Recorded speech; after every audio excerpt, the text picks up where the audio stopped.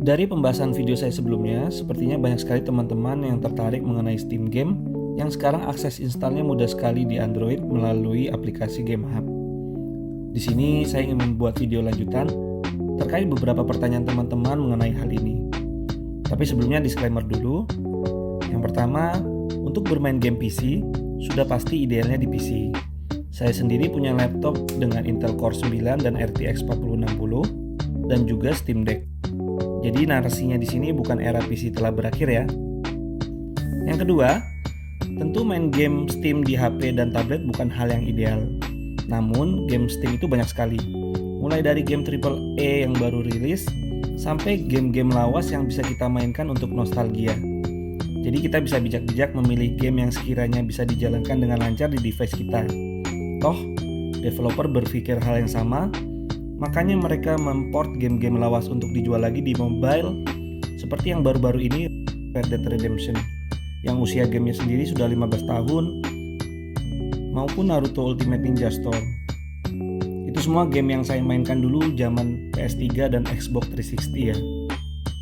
Yang ketiga, ini semua berangkat dari rasa penasaran yang tinggi, jadi sifatnya coba-coba ya. Saya coba lihat kehadirannya dengan sudut pandang yang positif. Apalagi buat saya yang sudah ngerasain perubahan teknologi dari era Nintendo yang 2 dimensi ke zaman era teknologi genggam seperti sekarang. Jadi pengen tahu saja sudah sampai sejauh mana prosesor ARM berkembang. Sepertinya tidak usah berlama-lama lagi, saya Niko, gadgeter awam. Mari kita bahas sama-sama. Sebelum mulai bahas Game Hub lagi, saya ingin menjawab beberapa pertanyaan dari teman-teman yang menanyakan mengenai gamepad dan keyboard yang saya pakai pada video sebelumnya. Untuk gamepad yang saya pakai ini BSP D9. Saya beli karena desainnya spring load dengan support ukuran tablet hingga 11 inch. Sudah pernah saya bahas di video sebelumnya. Alternatifnya banyak sekali ya teman-teman. Tinggal cari yang support Bluetooth ataupun yang bisa terkoneksi via Type-C. Dan kalau bisa punya fitur X input biar terbaca sebagai Xbox controller. Ada GameSear, Razer Kishi, bahkan DualShock 4 pun harusnya bisa ya kalau buat Android. Untuk keyboard dan mouse sebenarnya bisa pakai apa saja, cuman jika ditanya keyboard yang saya pakai ini keyboard third party untuk seri Tab S yang ukuran 11 inci. Namanya Gujodok Floating Keyboard. Fiturnya menempel dengan magnet seperti melayang, mirip sekali dengan Magic Keyboardnya iPad, dan bisa dilepas pasang dengan mudah. Lanjut mengenai Game Hub. Pertanyaan berikutnya, ini gamenya beli atau tidak? Ya, ini beli ya teman-teman, resmi di Steam. Rata-rata game Steam yang saya beli juga game-game diskonan, yang game sudah lama umurnya, yang dijual di bawah 90.000. Jadi bisa teman-teman cek waktu lagi ada Steam sale. Saya sendiri tertarik karena hal tersebut ya, bukan game format ekstrakan EXE yang kita port seperti di Winlator ataupun Game Hub versi APK. Lanjut, ada pernyataan dengan harga yang sama mending main di PC, FPS bisa tumpah-tumpah. Betul banget ya teman-teman, sudah pasti mending main di PC ataupun handheld khusus seperti ROG atau Steam Deck ya. Skenario yang terpikirkan oleh saya cuman kalau lagi iseng nunggu di pesawat, kereta, atau lagi rebahan buat main game-game yang ringan saja. Seperti kemarin perjalanan saya ke Jakarta Jogja yang cuma 1 jam dengan pesawat, saya lebih nyaman buka HP untuk mainin game ringan seperti Street Fighter 4 daripada harus ngeluarin laptop atau bawa-bawa Steam Deck untuk perjalanan yang singkat tersebut. Kenapa Street Fighter 4? Ya karena saya sadar juga Street Fighter 5 maupun Street Fighter 6 jauh lebih berat ya, yang pasti membebani HP saya. Lanjut ke pertanyaan berikutnya, bagaimana untuk suhu dan konsumsi baterai? Ini tergantung lagi dengan game yang kalian mainkan dan juga SoC HP kalian ya. Namun saya tetap ingin sebisa mungkin kasih contoh gambaran ke teman-teman. Jadi di sini saya punya 4 tablet dengan tipe dan brand yang beda-beda. Maklum selama pandemi saya, istri, dan kedua anak saya sangat butuh tablet untuk pekerjaan dan pembelajaran online. Jadi ada 4 tablet yang ada di rumah. Yang pertama ada Redmi Pad dengan SoC Helio G99 dengan RAM 6GB dan storage 128GB. Yang kedua ada Xiaomi Pad 5 dengan SoC Snapdragon 860, sebuah SoC rebranding dari 855 ya, dengan RAM 6GB dan storage 256GB. Yang ketiga ada Lenovo Xiaoxin Pad Pro 2022 dengan SoC MediaTek Companion 1300T dengan RAM 6GB dan storage 128GB. Ini tablet import yang tidak resmi ya. Saya beli karena penasaran dengan layar OLED-nya dan prosesor yang langka. Harganya juga di kepala 3. Yang keempat ada Tab S9 dengan SoC Snapdragon 8 Gen 2 6GB 128GB. Tablet ini selain punya layar AMOLED, mendukung fitur SIM dan SD card juga ya. Dan yang terakhir buat pembanding, ada tablet jadi-jadian Z Fold 7 dengan Snapdragon 8 Elite, 12GB RAM dan 512GB storage. Kira-kira bagaimana performanya dan konsumsi baterainya untuk menjalankan skenario game yang sama? Sebelumnya kita mulai dengan tes AnTuTu benchmark terlebih dahulu. Pada Redmi Pad dengan MediaTek Helio G99 mendapatkan skor di 541.000 dengan CPU 200.000 dan GPU di 44.000. Lalu ada Xiaomi Pad 5 dengan Snapdragon 860, skornya di 843.000, CPU di 313.000 dan GPU di 137.000. Lalu ada Lenovo Xiaoxin Pad Pro 2022 dengan SoC MediaTek Companion 1300T, skornya di 944.000, hampir sejuta, CPU-nya di 352.000 dan GPU-nya di 136.000. Yang keempat ada Tab S9 dengan SoC Snapdragon 8 Gen 2, skornya di 1.436.000, CPU-nya 591.000 dan GPU-nya di 212.000. Lalu sebagai pembanding terakhir, Z Fold 7 dengan SoC Snapdragon 8 Elite mampu mendapatkan skor di 2.415.000 dengan CPU 724.000 dan GPU 867.000. Jika kita tuangkan data tadi ke dalam tabel grafik, bisa dilihat Helio G99 tertinggal cukup jauh, terutama dari skor GPU dibandingkan dengan yang lain.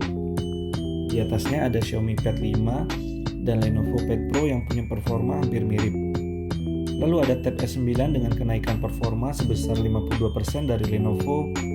Dan terakhir ada Z Fold 7 dengan Snapdragon 8 Elite yang memiliki performa 68% lebih baik dari Snapdragon 8 Gen 2 dengan kenaikan GPU yang signifikan di 307%. Di sini juga bisa terlihat secara performa, perbedaan Helio G99 dan Snapdragon 8 Elite terpaut cukup jauh dengan kenaikan GPU yang terasa paling signifikan di 1800% atau 18 kali lipat. Pada pengujian Game Insight, Redmi Pad bisa mendapatkan FPS di 18-21 dengan konsumsi daya di 5-7 watt. Dalam 5 menit baterai berkurang 2% dan dalam 10 menit baterai berkurang 4%. Temperatur SoC-nya sendiri di 30 derajat Celcius, sedangkan temperatur bodi belakang berkisar di 31 derajat Celcius. Xiaomi Pad 5 bisa mendapatkan FPS yang lebih tinggi di 40 hingga 50 dengan konsumsi daya yang juga lebih tinggi di 7 hingga 9 watt. Dalam 5 menit pertama baterai berkurang di 5% dan 5 menit berikutnya baterai berkurang hingga 10%.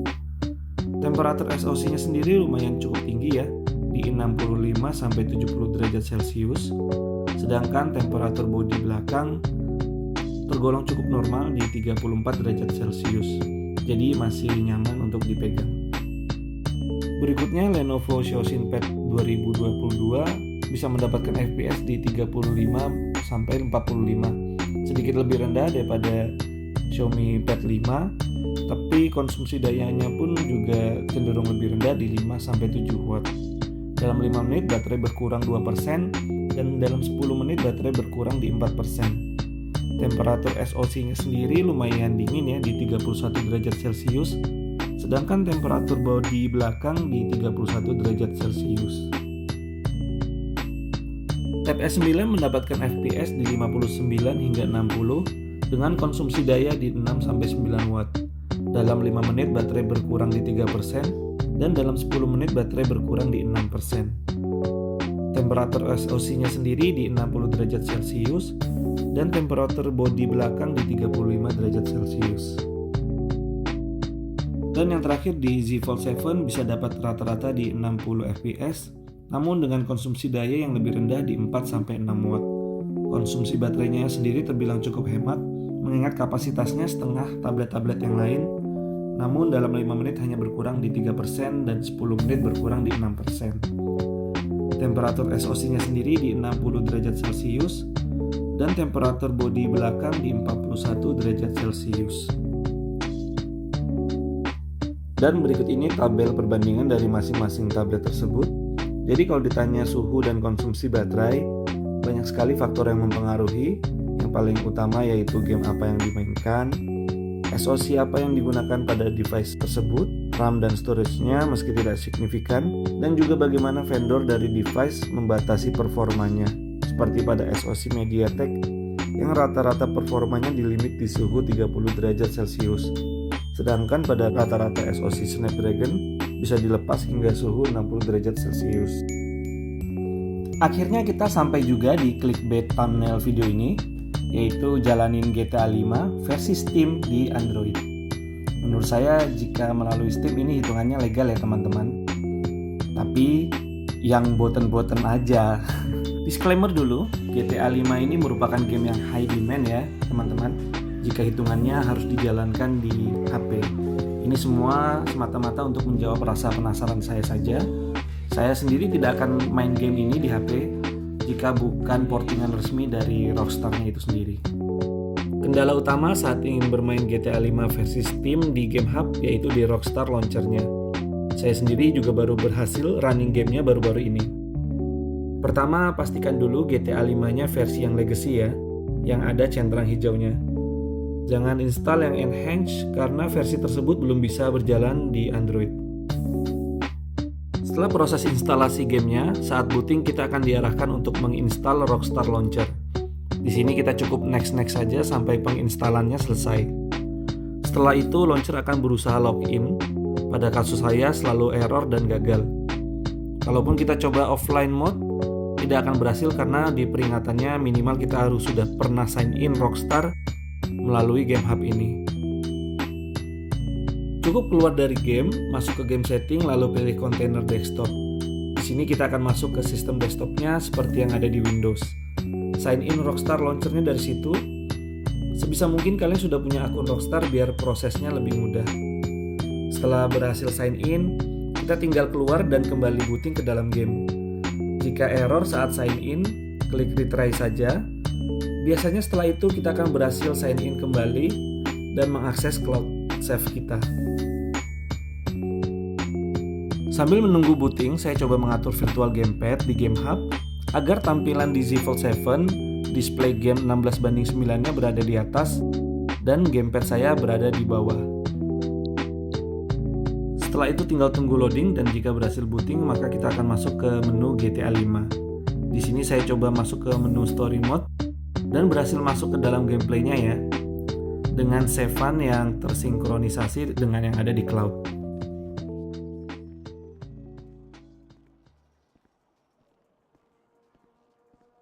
Seperti halnya di PC, kita bisa mengatur tampilan dan kualitas grafis di menu ya.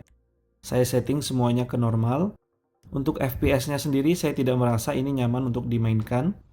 Saya rasa karena saya screen record, jadi membebani CPU dan GPU.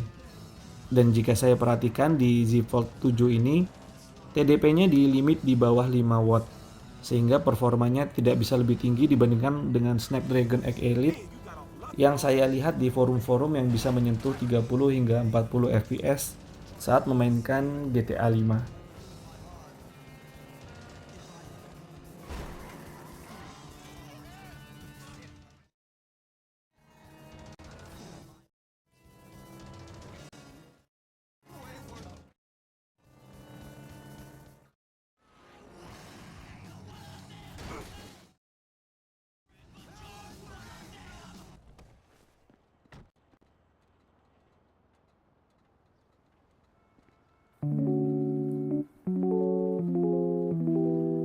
Berikutnya saya mencoba lagi gameplay GTA 5-nya, namun kali ini tanpa screen record. Dan secara performa jadinya sedikit lebih lancar ya. Ada kenaikan FPS sekitar 5-an dan starternya pun sedikit berkurang. Namun tetap belum bisa dikatakan playable kalau menurut saya. Mungkin saja jika diturunkan resolusinya dari 720p ke 600p akan bertambah lagi FPS-nya. Tapi jujur saya sendiri sudah tidak ada tenaga ya untuk mencoba. Buat teman-teman yang penasaran, silakan dicoba dan dikulik sendiri ya, dengan resiko masing-masing tentunya.